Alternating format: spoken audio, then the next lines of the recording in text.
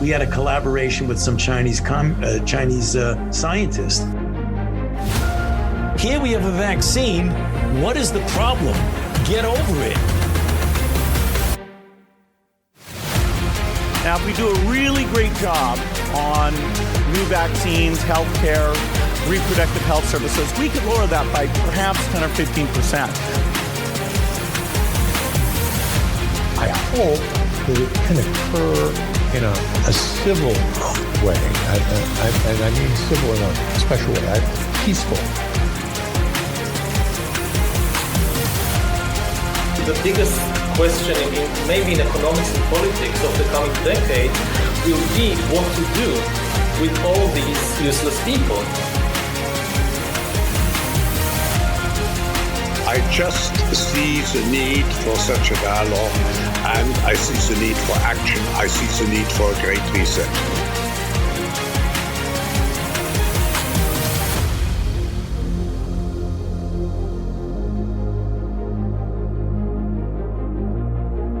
We are 34 months into 14 days to flatten the curve.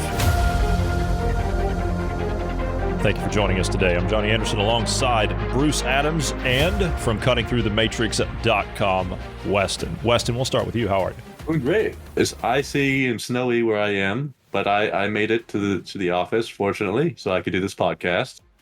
Thank God. And we're happy to have you. Thank you for braving the weather to come in and join us. And we are having some connectivity issues today, so we're going to try and get through this, but I can tell that we're having some technical issues. Bruce is having some technical issues, probably because of what's going on just south of him, which is where you are. So we're having a little bit of technical problems, but it's weather-related. It's beyond our control. So, but we're happy to have you nonetheless. Bruce, how are you today, apart from the technical difficulties of you being on the phone all morning? Healthy and alive. Yeah. Hopefully those technical issues will be dealt with very soon. We certainly hope so. All right. Tuesday, of course, the listener, this is Wednesday. This will go out on Wednesday. But Tuesday, that's our day to talk to you, Weston, and usually Melissa. However, she's not with us this week, and that's fine. Happy to have you. So what is going on your guys' end this week? We like to talk about the work that you guys do over at cuttingthroughthematrix.com and all of the collected works of the late, great Alan Watt on the days that you are on. And so what do you got for us this week? And we'll just start with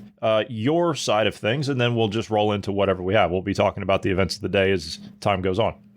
Okay, sure. So we did post the second episode of Melissa's Real History podcast last week. They from Canada. Listen to it, by the way. That was a great story. It started out with, no, Weston's not here. He just said, here's how you hit the record button, and then walked out of the room. So you weren't on it.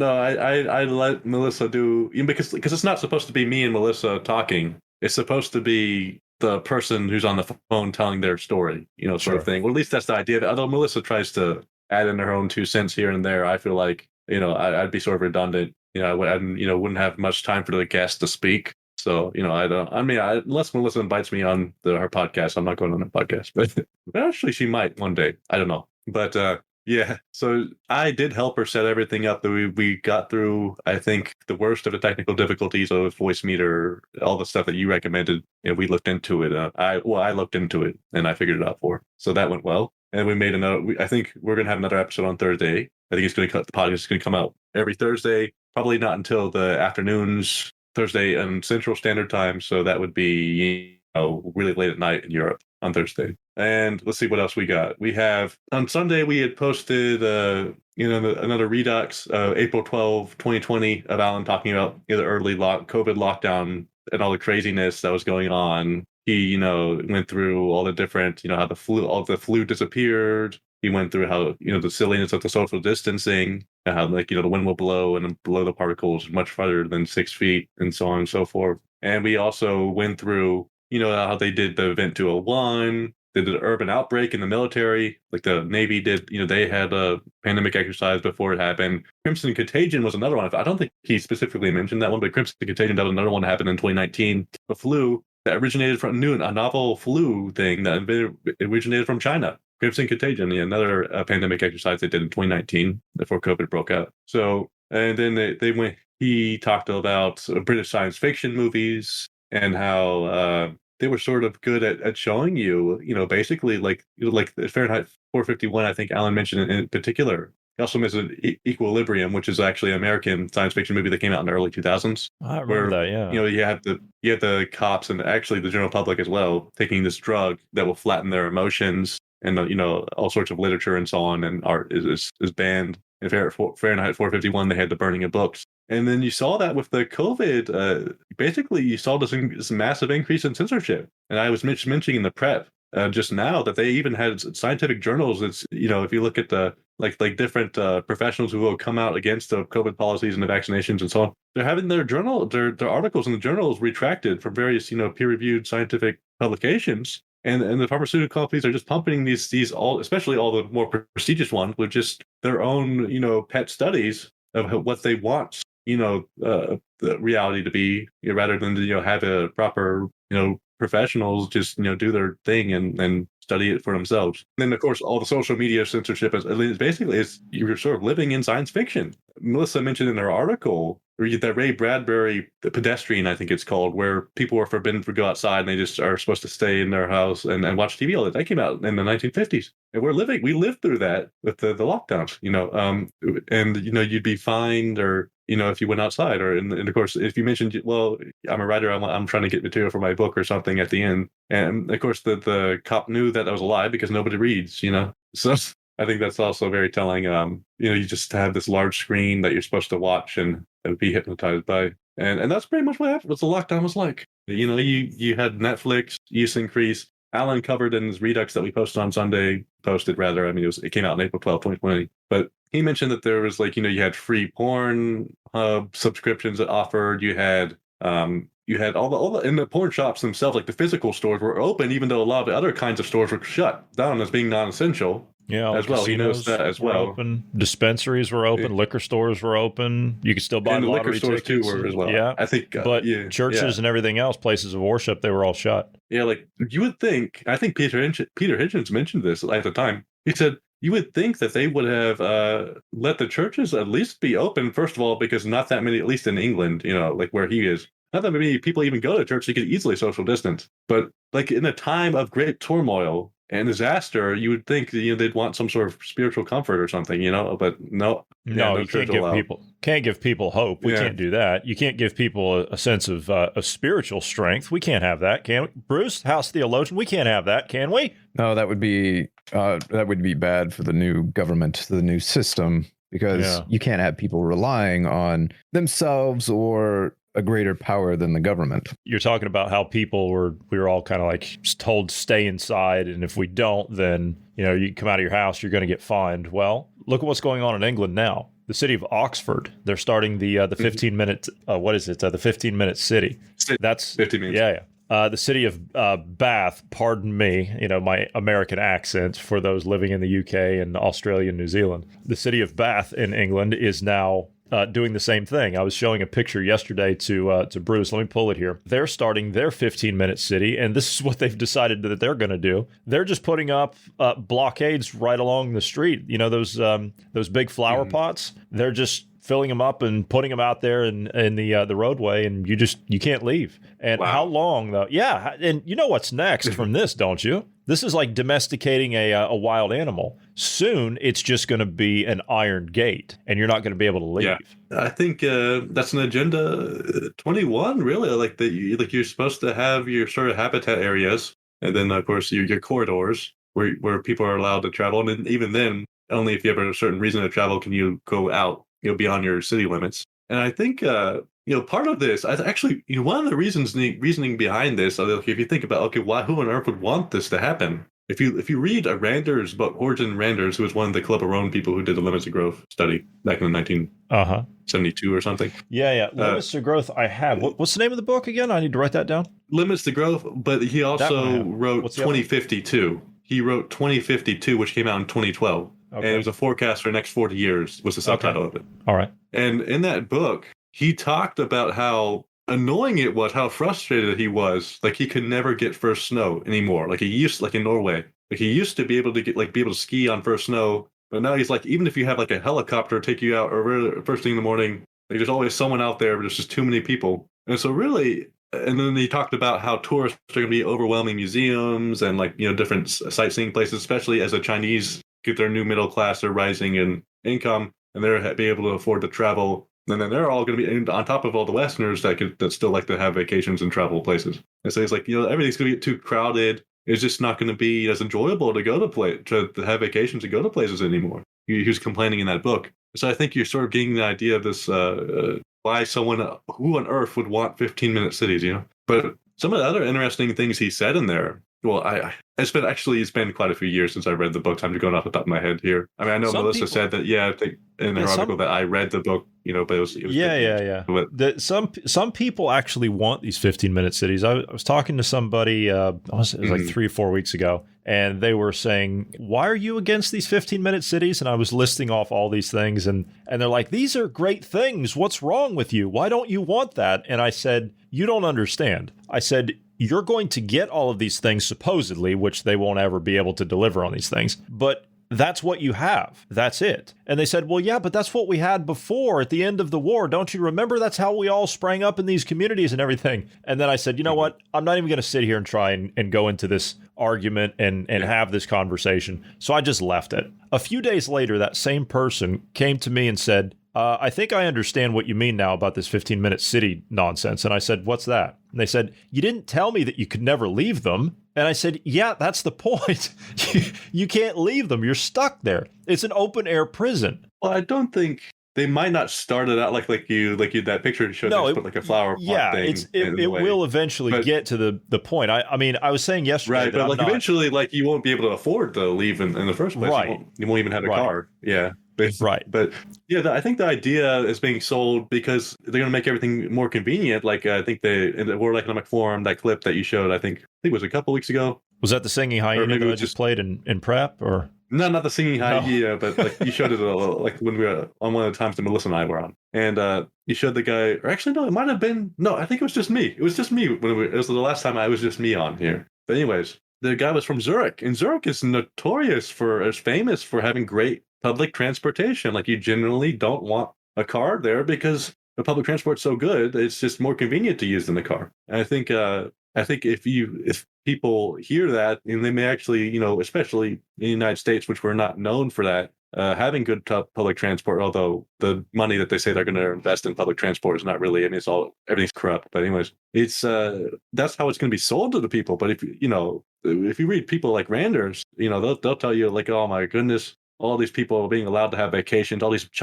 rising Chinese, middle class coming up and being able to travel and have vacations. This is just going to ruin all the sights of the world. Luckily, the Chinese have been building copies of various, famous buildings and things, importing statues and things to China itself. That way, people won't have to travel all over the world, and then makes the greenies happy. That's interesting. I didn't know they were doing that. Oh yeah, no. Alan had linked to like a time when they actually had like a whole fake city, like various famous like churches, like all kinds of different famous buildings from Europe, all being rebuilt in China. But it's like a very posh, well-to-do Chinese people that live there. There's not really much. I never knew that. For the most well-to-do, they'll have nicer, cities copied from around the world. And I think Alan joked at the time, you could really, learn something from other cultures because, they're not copying the new modern glass gray buildings. They're copying, stuff from hundreds of years ago because, that's what makes people feel good to be around and to look at and to live in, So, I thought that was an interesting little comment there. But yeah, they actually did that in China. They had like a city. I forget where it was or what it was called. But yeah, they actually had like a whole city that was just like, it was like a bunch of buildings copied from Europe, basically, of like, different famous architecture from Europe. Well, that's interesting. I didn't really have a deep appreciation, I guess, sheltered culture of America. I didn't really have a deep appreciation for the European style of architecture until I actually came here. And now that I'm here and you stand next to a building, I want to say I was in Mainz, I think the German city of Mainz, and I was standing next to just a church. I was just walking down the street. You know how the little alleyways and nooks and crannies and everything they have over here. And I was walking through one of these cobblestone alleyways, and they had like shops and cafes and all kinds of stuff. And I come across a gun store. And it's interesting. The gun store is right next to a church. I was looking at that and I was admiring the fact that there was a gun store next to a church. And I thought, okay, well, I'm just going to go in the church. And you go in the church and the entire ceiling of the church, apart from the architecture, this church was built in like 1370 something, right? I mean, it was a very, very old church. Wow. Yeah, it was a church from the Holy Roman Empire, way, way back. You go inside, and the entire ceiling was painted. It was almost reminiscent of the Sistine Chapel. Everything on the ceiling of this church was a collage, and it was so moving to just see that. And you go outside and you see the angels that were hand carved out of stone, and we just don't have that kind of architecture. Well, while you're pulling that up, I would mention, Alan had said, lots and lots of cement everywhere and gray and glass everywhere. They've actually done studies in psychology, and basically it makes you more depressed.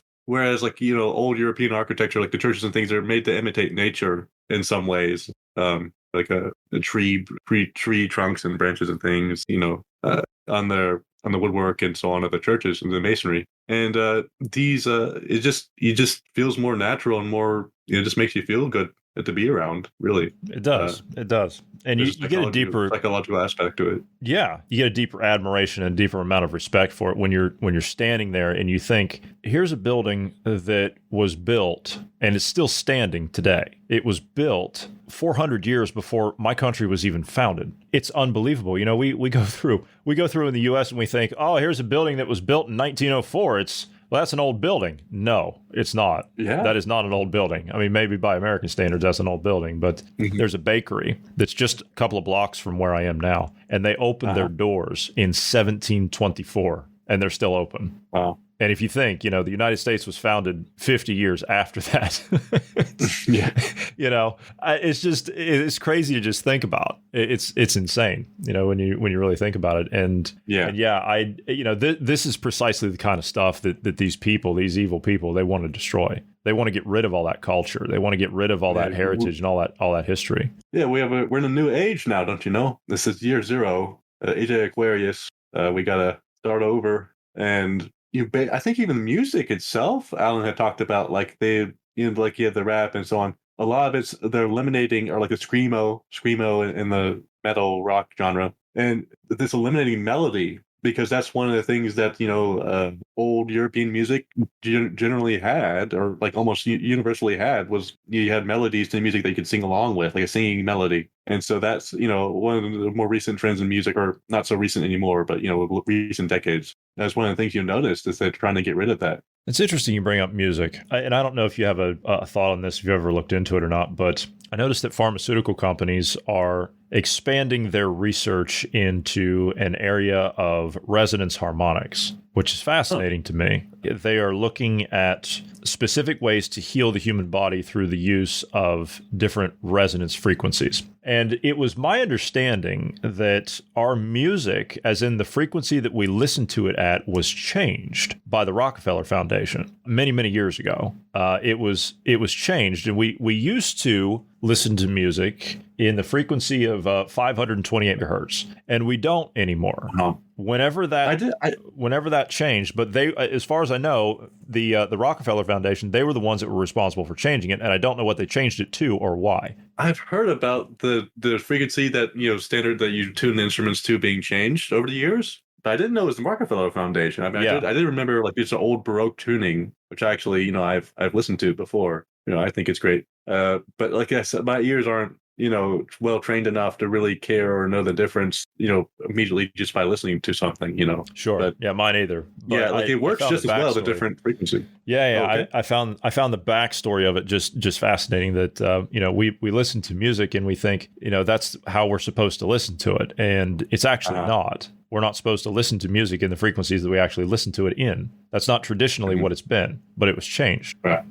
I do know, even back, I think it was 17th century, I forget his name, Kircher maybe? I don't know. There was a guy who talked about, music's effect on people's mental states. And I think even Mozart, he was said to, use music, like in a way that would, in different mental, and of course in Beethoven's time, they really, tried to use music to see if they could disorient people and so on. I think Berlioz even questioned the idea of even listening to music for enjoyment. You shouldn't necessarily have to enjoy music, and like people were asked like what's wrong with him as he was listening to some orchestra play because it looked like he was in pain or something. So yeah, there's so like during the revolutionary eras, there definitely was some weird things going on with music, and I actually haven't looked too much into this. I probably should, but even opera music was said to promote the different revolutionary causes of the time, but they were already trying to alter music in a way that away from say what would be naturally pleasant or enjoyable into different areas. I guess the idea is so you could tell a story, you would have a suspenseful or a frightening moment and stuff like that. But of course, now we've taken that, and no longer we're not making opera stories out of music. We're just have disorienting or very entertaining, like not really like what do you call it? Like it's immediately gratifying type music. Like it's very pleasant to listen to, but it's like I'll just repeat the same riff over and over again. This is Melissa actually had brought this up to me. She pointed this out to me. It's more like in Western culture, there's a concept of delayed gratification. You're supposed to wait for the payoff, and that was reflected in the music. But in more recent times, we've sort of gotten rid of that, and now we have like if we even have any gratification in it at all, if it's not just melodyless, just disorientating atonal jazz type or screamo rock sing or whatever. If it's generally very catchy, commercialized type tune where you just immediately get into it has that heavy bass, you're beating some drums or whatever, and it just immediately excites you, and you don't have to wait for the gratification. And so that was an interesting observation from Melissa, probably from Alan actually. Probably brought it up at some point too, I'm sure. I listen to music though these days, and I have to listen to like a lot of the older stuff, and it's not. I don't think that it's necessarily a sign of age, because I don't think that music really knows any age. I mean, if you like something, you like something. If you like the tone of something, if you like the rhythm of something, then you're going to take to that, no matter what genre or what era it is. But this new stuff, like this isn't even music. This is just ridiculous, like garbled nonsense. The stuff that's out like now. At the World Economic Forum. That's entirely something else. Yeah, but I mean, I'm talking about like these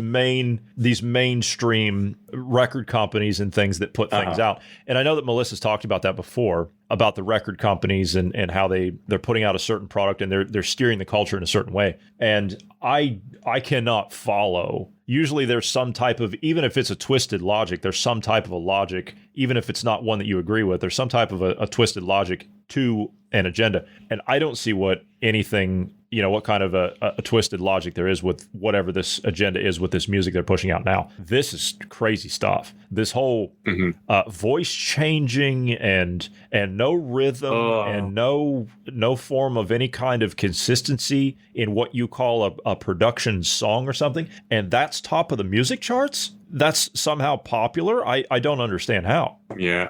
Well, certainly I haven't been listening to anything at the top of the charts lately, I'll tell you that. The thing is I mean, they do have, there are some catchy tunes, which I have no idea who these people are because I don't keep up with that sort of thing. But, I could say, okay, that is pretty catchy. I could see someone listening to that they come out with periodically and maybe put in some movie or something. But yeah, a lot of the music, that I would find, I would hear, someone younger than me listening to, I can never relate to that. And, from my generation, I certainly had that when I was younger, where I would, listen to, especially before before my dad really got me into classical music. I would listen to rock music because that's what everyone else was listening to. And I actually did. I would find like an occasional song here and there, but I've noticed that it was very hard for me to find songs that I liked when I was just looking at the contemporary, music, the various genres that, all the people at school were listening to. When I got into classical music, at first I didn't really like it, but over time I gradually grew to like it. I got used to it and gradually grew to like it. And now I have no trouble finding a lot of pieces that I like. So yeah, I don't know. Like I guess my mind is a bit different. I don't know. Like I guess I've trained myself to like older music, however you want to put it. Yeah, I just find the older style of music to be easier to like than the newer stuff, where basically, unless you've grown up with it, I don't see how you'd like it. I guess if you grew up with it, you'd like it. I don't know. It's pretty horrific to hear some of that stuff, but that's okay, because These people down here at Davos, they've got a solution for you. At Davos, there's an event titled, Are You Ready for Brain Transparency? The World Economic Forum speaker explained how brainwave data collected by your earpods will be used by your boss to make you, quote, more productive and help government authorities fight crime. How do we feel about that? That is terrifying. Just terrifying? Just terrifying Yes. that your brain will be monitored by earpods? Yes.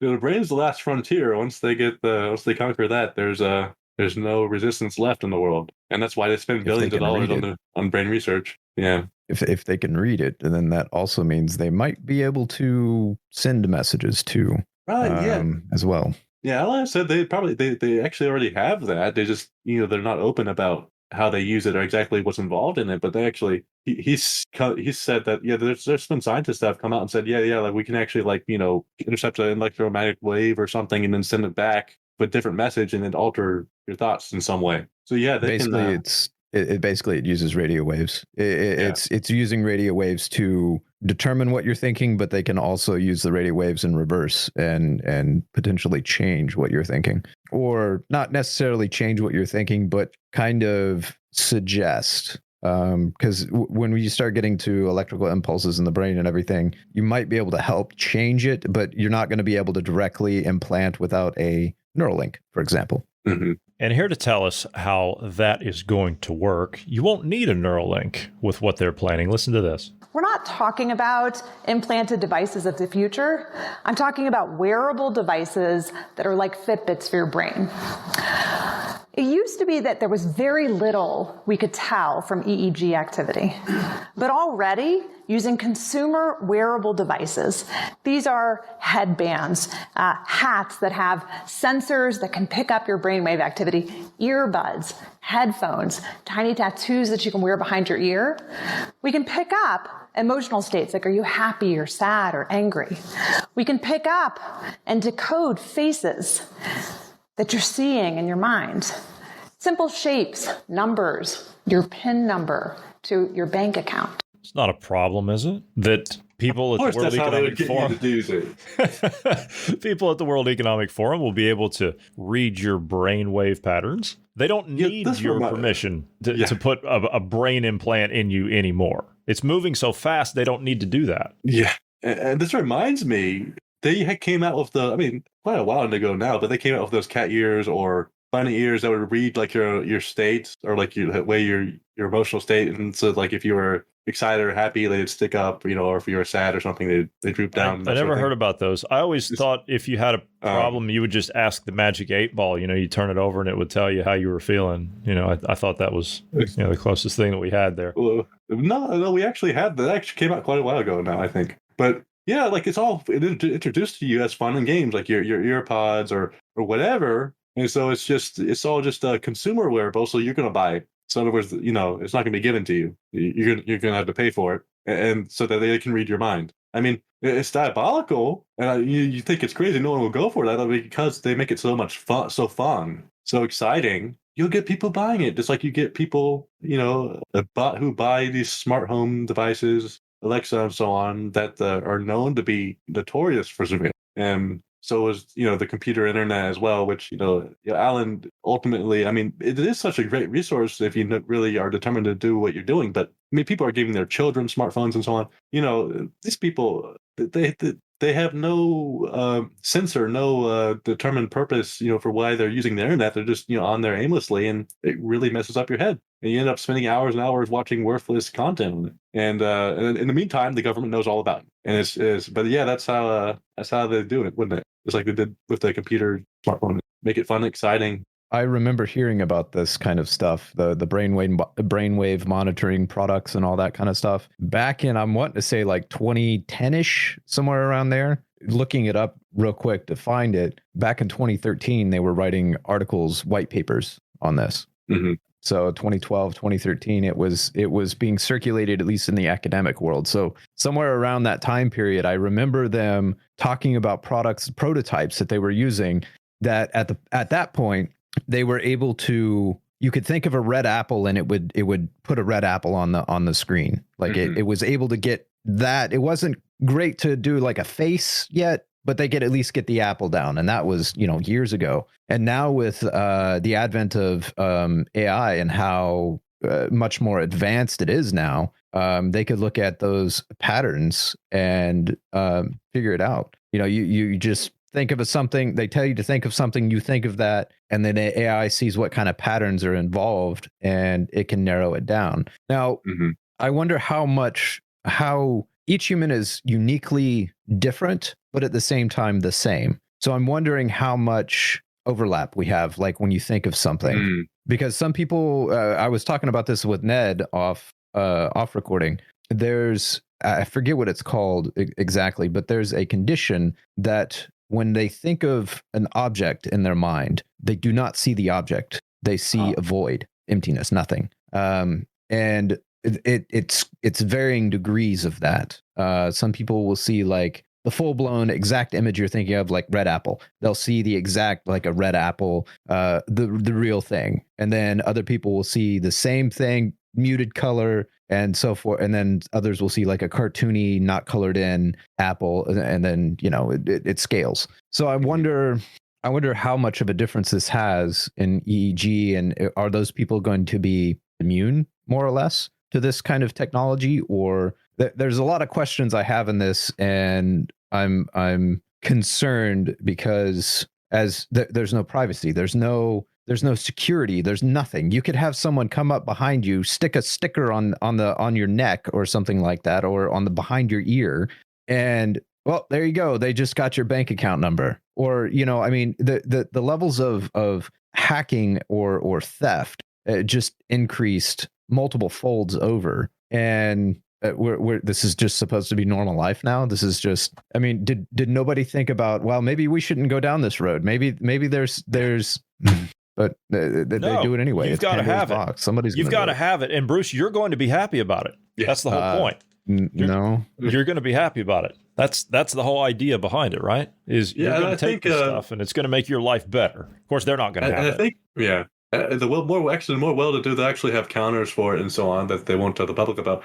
I think I was just reading an article recently. I think we posted it on Sunday about the Palantir founder. What was his name? Peter Alex Thiel. Karp or whatever. Peter Thiel and Alex Karp. Yeah. Yeah, Alex Karp. No, he actually personally really, really values his privacy, and so he actually has the mirrors, I think, in his office, like rigged so that like you can't point a laser at it and like eavesdrop, because that's one of the eavesdrop methods that intelligence agencies use. So he has a counter for that in his office, and apparently, I guess he has some other measures too. The article just vaguely mentioned that he really cares about his own privacy. They all even do. though Palantir, is basically involved in massive spying, data collection operations on ordinary people, all of you.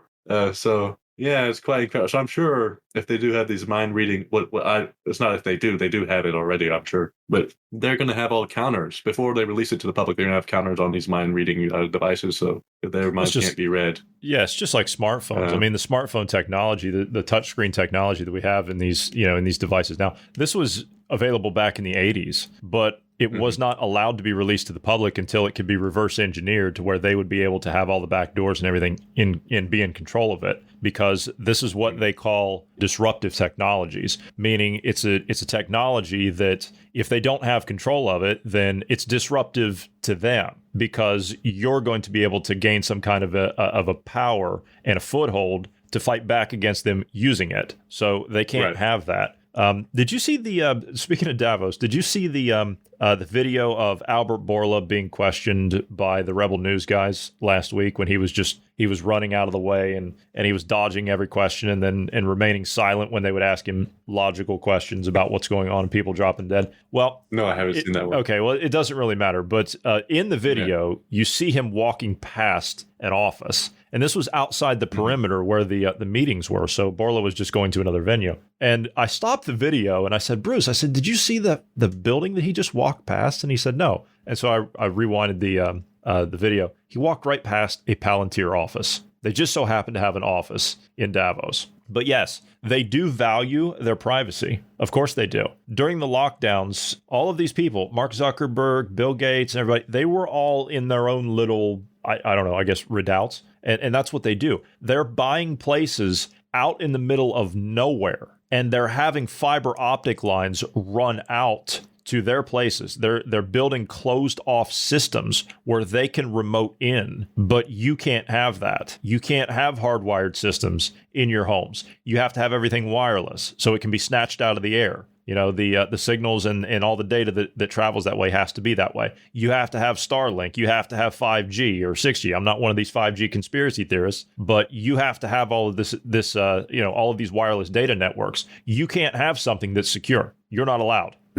Funny about this with this consumer wear that's going to track your brainwaves. I was curious on this real quick. I did a quick research into reflecting RF signals and those kind of things. The joke of a tinfoil hat is legit, actually.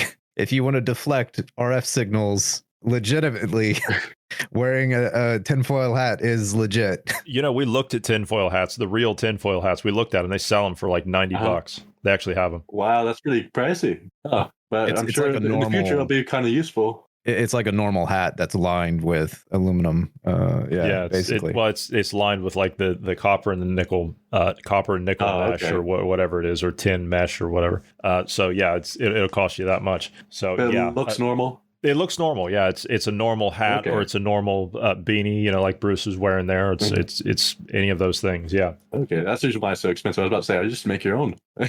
Tinfoil, put it on your head. One point that Bruce made that I wanted to follow up on, where he mentioned that he wasn't sure if the people's brainwaves, like depending on each individual, they might, their thought patterns will be different, and so presumably their ways would be different. That reminded me. Alan had mentioned, they had already surpassed, like by the time they told us about facial recognition, they already moved on. They were trying to recognize people just by their heart rhythms. And they'd already developed that by the time they told us about facial recognition, and he linked an article about it. And so, but each people, your heart, they can just identify, they tell who you are just by the way your heart beats. And so, theoretically, I'm sure it's the same with the brainwave, just by how you're thinking, whatever waves you're emitting, they could probably identify you that way too, at least eventually. And I mean, I haven't seen any articles about them being able to do it yet, but I'm sure, once they got these. Is everybody's heart rhythm different? I'm not sure if it's the heart rhythm. It's something about the heart that they can just shine. They can just point a little gadget at you and have it, emit a signal, and they can just bounce back, and they can tell who you are. I'm not. Maybe it wasn't heart rhythm. Maybe it was something else about the heart.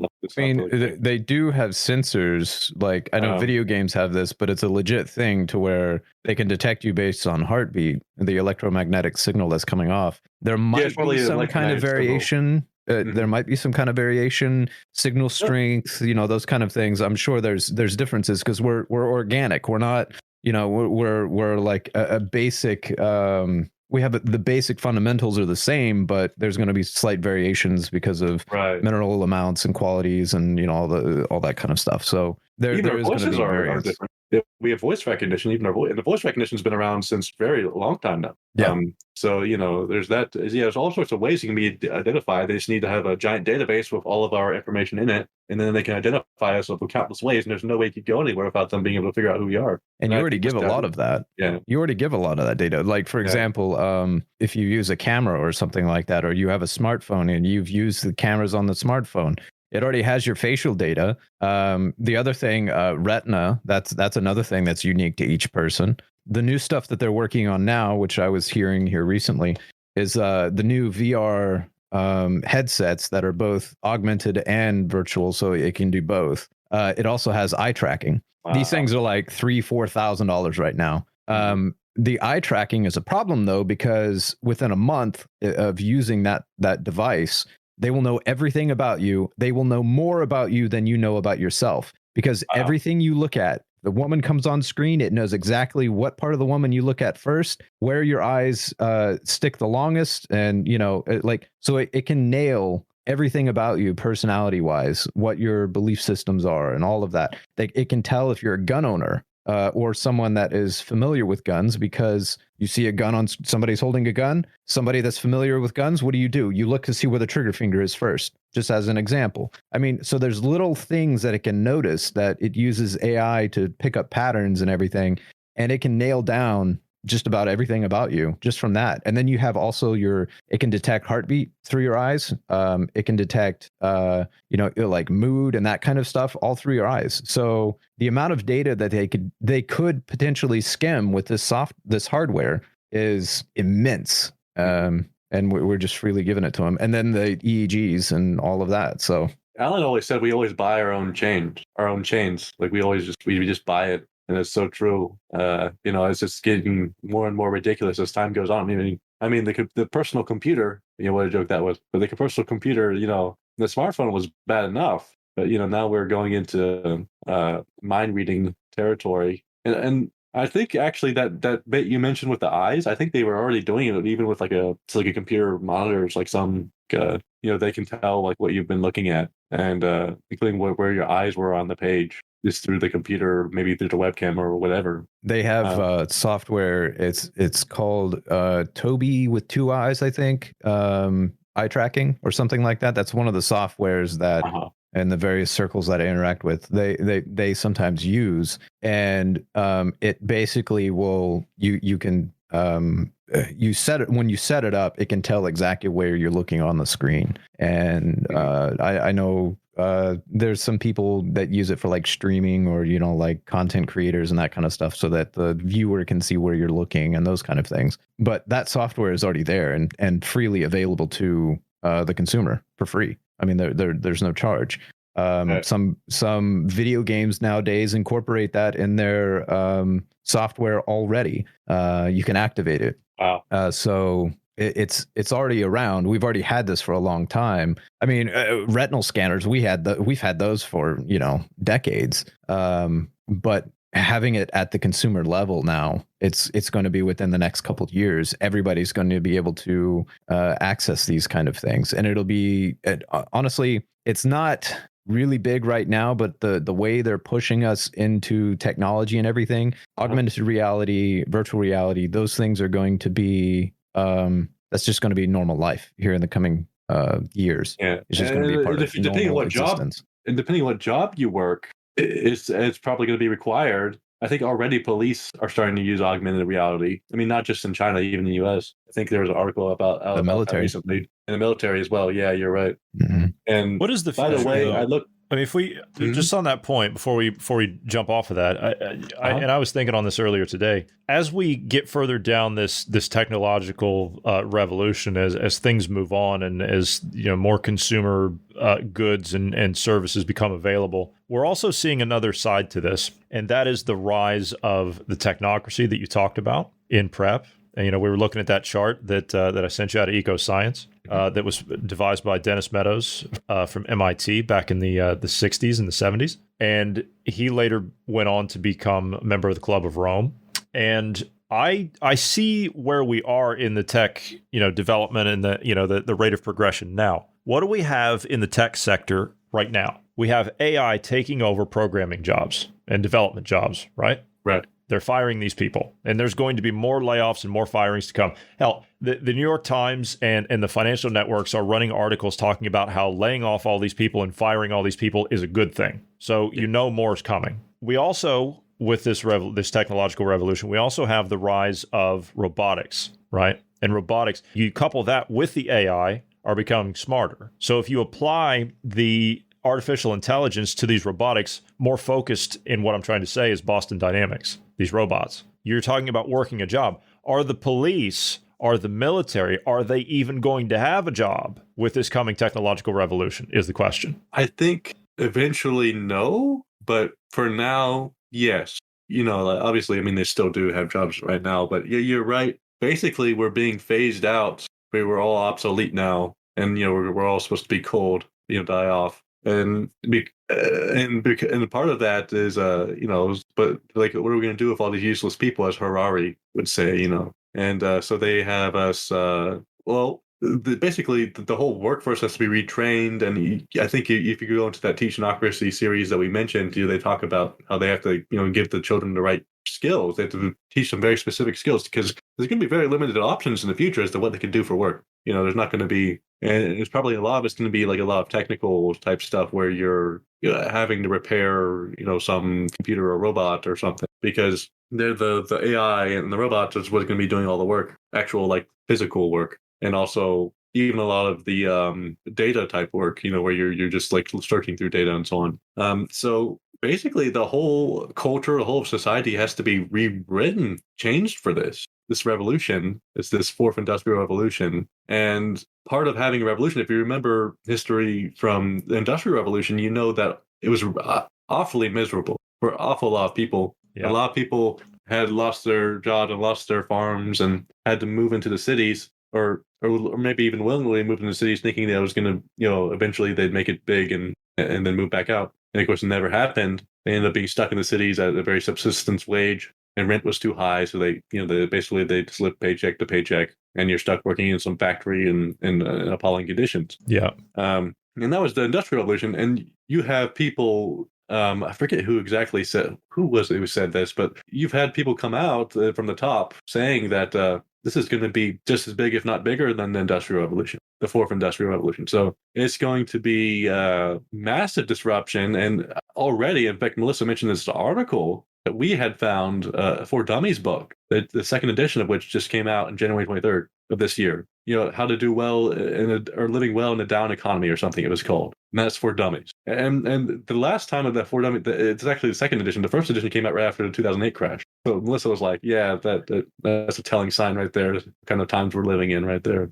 As we go through, all the old ways are eliminated. It's just lots of chaos and misery is going to be caused. We already see the food prices, particular eggs in the U.S. especially. We see going way through the roof. There's a chicken factory who burned in Connecticut recently. Yeah, the feed, people complaining about the feed, the Purina feed, how they the chickens, once they stop feeding the chickens that feed from Purina. I'm not sure if there's other, I think they might be commercial feeds in general, but I think Purina in particular people were complaining about. Once they stopped and they just gave them other kind of feed, the chickens started laying eggs again. So that's so you have all these fires, like private jets crashing into food factories recently. All these fires, like over the past year, there's been more fires than and then I don't know how long. I don't know exact statistics on that, but been a suspicious number of fires on all these food plants. And of course, this is a time when people are being laid off. So they don't even have as much disposable income, so they can't afford an increase in food prices.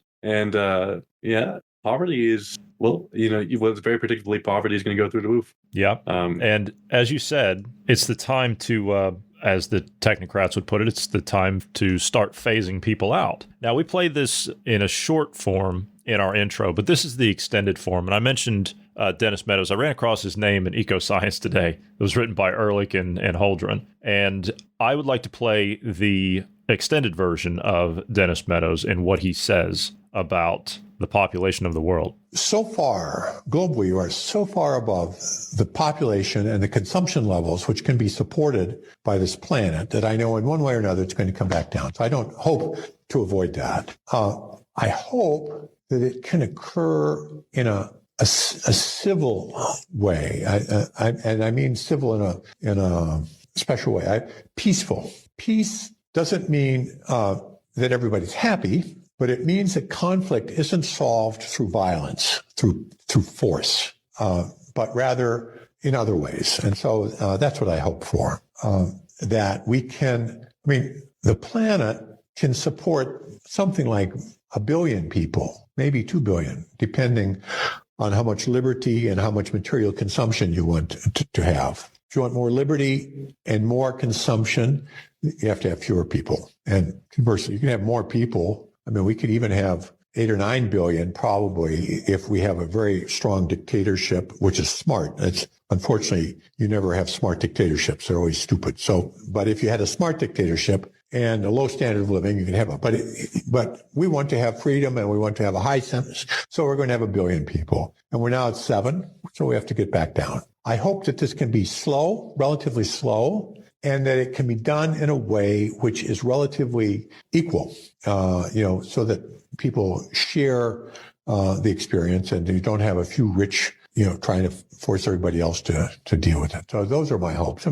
These are pretty pessimistic hopes, but these are pretty pessimistic, but you want everybody to share in that experience, you see, and you want it to be peaceful. And that's the reason why the mandates were only a last resort for the vaccines, you see. They wanted the people to take them voluntarily. Exactly. Is they literally want you to do it to yourself. And volunteer to be sterilized in order to save the planet. There's been some people who have done that. There's been people voluntarily giving up animal foods, so they just eat plant-based. The whole food, vegan which movement. I'm not saying it's not possible. I'm not saying it's not possible to be healthy eating having a plant-only diet, but it's certainly a lot harder, and to find the right nutrients and so on. So I mean, if you take out, and besides, most people don't have the discipline. So if you take out the animal foods, they're just going to go on. I think India. If you look at India, for example, they have a very high rate of diabetes because they're going to the sugary food because they're not eating the fatty animal foods because their religion, their love, are vegetarian, and so they're jumping on the sugary foods, and so they have a higher diabetes rates than most other parts of the world. So you can see what's going to happen there with the promotion of the plant based, and again you have the mRNA vaccines offering the animals, livestock animals that Melissa had linked to that Sunday. And you got Bill Gates, again, who's one of the big proponents. He's one of the big proponents of that through his organization, Diffie. Mm-hmm. So animals are all going to be altered, and who knows? Maybe there'll be an accident, and they all start dying out. I mean, they claim that chickens. They claim that the chickens died through the avian flu. Which you don't really I don't know why they didn't just no, but that's what the claim is. And what I was saying, what I was thinking was, why don't they just social distance the chickens, just like they did with the ferrets? Let them. Actually, that's a good idea. How about you put them out there in the field and let them run free like they're supposed to do?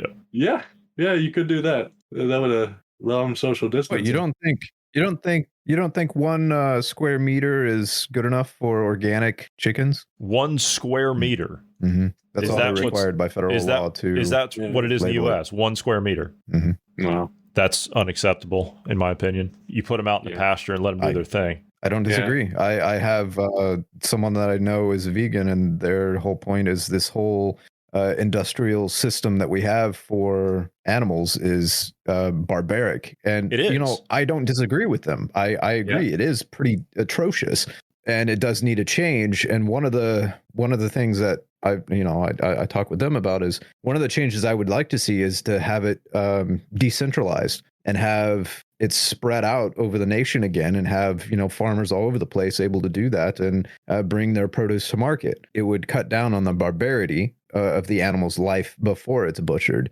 So I mean, it would help there, and potentially makes it cheaper and keeps these things from, like you're talking about with the what was it, 100,000 chickens, I think is what they said, were burned in Connecticut here at the 4th largest in the United States egg farm. So it would help versus those kind of things. And to point out, you're bringing up the flu, the bird flu or whatever, and the what's the other one? There's another one that happens with your larger animals, bovine swine flu? What is it, like? Or the foot and mouth? Well, no, it's with that's it. Mad cow both disease. Both of those are only basically the flu. What we would categorize the flu or a cold. And when those animals get the flu or a cold, they butcher them. They kill them off. Right. Yeah, it's policy. It's the policy is they have to kill it. Yeah. Yeah. And the thing is when a human being eats one of those animals that has been infected, nothing happens. You don't get sick. It's not cross-contamination. There's nothing. No, it's safe to eat, but they butcher it off anyway. And that's government regulation. So again, another limit on the food supply. And then how do they even find out if the animals are sick? You have to wonder: are they using what kind of tests are they using? Are they actually tests. looking for symptoms? COVID tests. That's what they're using. Yeah. So if they're using the COVID tests, those have all sorts of false positives, false negatives. Exactly. So it'll give them every excuse in the world to call any herd that they want to cause a famine. It's an orchestrated famine. So, and that's what we're looking at now is a global food shortage because of the stupidity of these people. But allowing them to centralize things in the first place was our first mistake. That put us on the path to this. So all of that now has to be reversed. And I've said it before. I agree with Klaus Schwab. I do believe we need a great reset. We just have different opinions on how that's going to be done. So I believe that things need to change. Make no mistake. But when I say that we need a great reset to reset ourselves away from these people. That's my great reset. Yeah. If I had any say in the great reset, I'd say the World Economic Forum wouldn't even exist. Nope. Nope. By the way, exist. And we certainly wouldn't be doing any deals with China either. I can guarantee you that. Whatever deals we have with China, that would be that would be 86th yesterday. Yeah. And Schwab is in his 80s, and they're thinking about a successor now for the World Economic Forum. And they have 3 members of Schwab's family involved with the WEF. I think his wife Hilda runs some NGO that works with the WEF, and then he has a son and a daughter that's on the board or something. Nicole.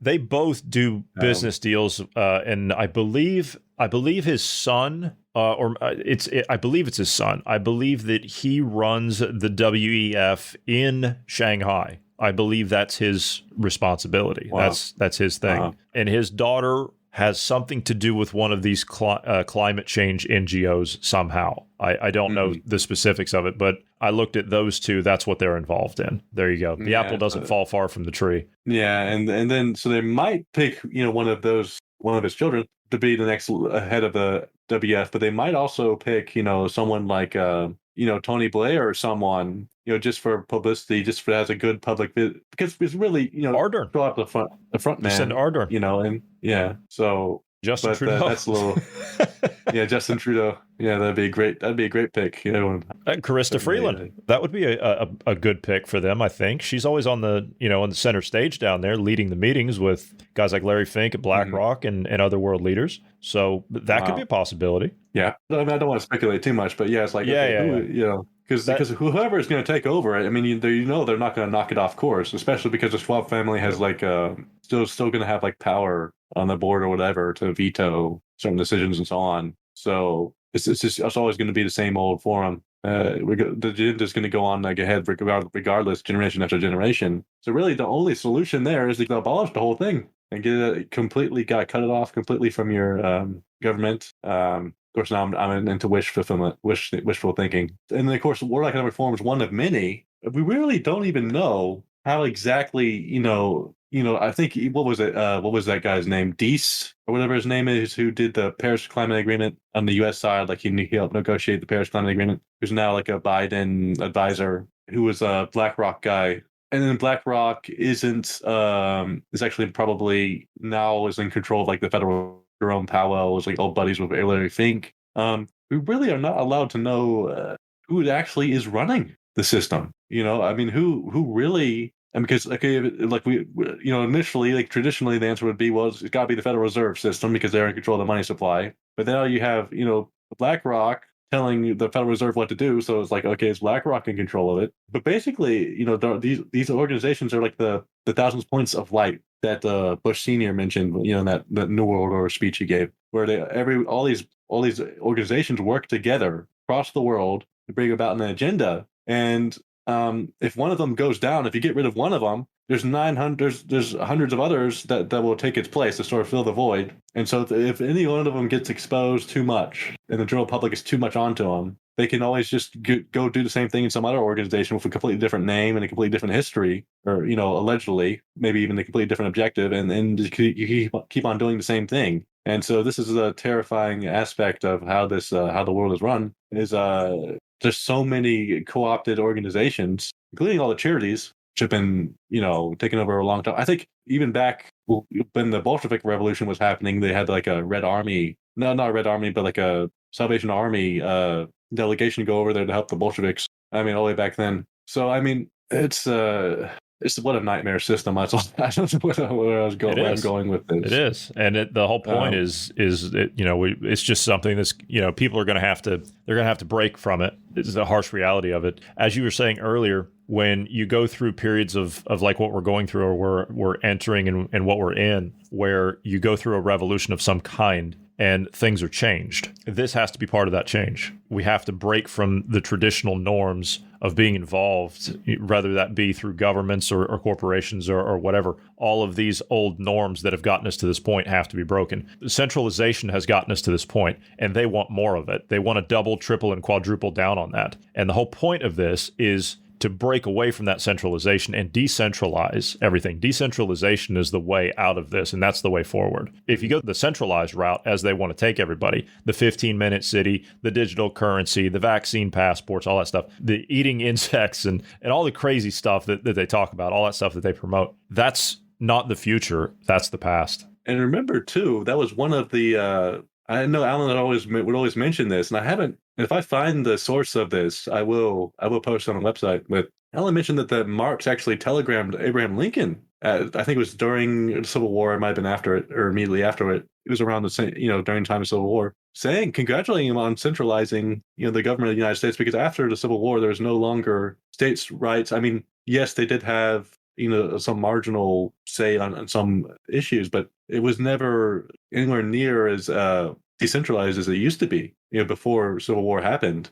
And I think, that's, it's a good point. Initially people thought of themselves, as sort of like, the United States, as you would think of like the UN, where like it had different member states, but each state is supposed to be sovereign theoretically, even though, of course, I think it's come out now. I think S. Scott Reed put it in his book. The UN was always for getting rid of, national sovereignty. It was always for creating a world government type idea. And they effectively have, if you look at all the different departments, they have for each department that your government, if the national government has, the UN has an equivalent that sort of works with that national agency to standardize it with the other countries. And we've been so international for such a long time, I mean, pretty much since World War II, that when you look at something happening in one country, it's always it's the same thing is happening in another country. And that's the reason why, like, say, COVID policies, for example, so many countries did the same thing except for a select few small ones. Like there's like an outlier small countries like Sweden who didn't do the exact lockdown measures that, but most of other countries, they're all doing pretty much the same policies because they have these international organizations that standardize, like the WHO. And so, yeah, definitely without also decentralization, you would actually be closer to who is supposed to be representing you. And so you could actually, write them, and they might actually pay attention and notice that you're asking them to do something or to think about something. Whereas if you have, like, say, in Brussels with the EU, and you live, I don't know, in Italy or France or something, these people in Brussels aren't going to care about your problems. You don't live anywhere near them. That they're never going to see you. So centralization is a big problem in our era, because we do have these massive international organizations all across the planet now. No matter, you can't escape, no matter where you go. I mean, Sustainability Agenda 2030, all these agendas are applied to every single human being on the planet. And I think Barbara Strong and others have said that. They've said, there's no one's going to be exempt. They don't care about, which country you're from. They don't care about what religion you are, what ethnicity. Every single one, what gender, every single one of you is going to be subject to this agenda. And they certainly have spread the reach of these international organizations and standardization operations all across the world through free trade and so on. And so now, until you're living into one massive empire of tyranny. It's been a fantastic conversation. We're at time. We're going to have to go. We'll see you next week, yeah? Yeah, sure. Looking forward to it. So again, it's always a pleasure. I'm glad you made it in. I'm glad you were able to make it into your office today, and I hope that it's not too bad down there and you can make it back home safely. Best of luck to you. Again, Weston from cuttingthroughthematrix.com. Again, I encourage all of our listeners to go over to their website and check out the treasure trove of information that they worked so hard on over there, the collected works of the late, great Alan Watt. Again, cuttingthroughthematrix.com. Bruce, Weston, thank you both for being here this evening. Thank you to all of the listeners. God bless everyone and have a great evening.